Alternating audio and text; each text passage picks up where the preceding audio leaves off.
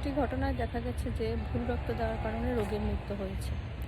রক্ত দেওয়ার আগে আমাদের কি করতে হবে সেটা আজকের আলোচনার বিষয়।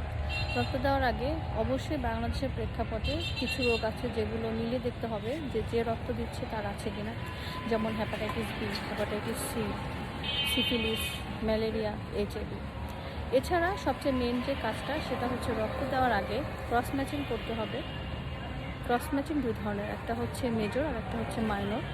মেজর ক্রস ম্যাচিং হচ্ছে যে রক্ত দিবে তার সেলের সাথে যে রক্ত নিবে তার সিরাম মিলছে কিনা, এবং মাইনর ক্রস ম্যাচিং হচ্ছে যে রক্ত নিবে তার সেলের সাথে যে রক্ত দিবে তার সিরাম মিলছে কিনা। এছাড়া আমরা তো গ্রুপ দেখবই যে গ্রুপ ঠিক আছে কিনা। এগুলো না মিলিয়ে যদি আপনি রক্ত দেন সেক্ষেত্রে কিন্তু যে রক্ত নিবে তার মৃত্যু অবধারিত।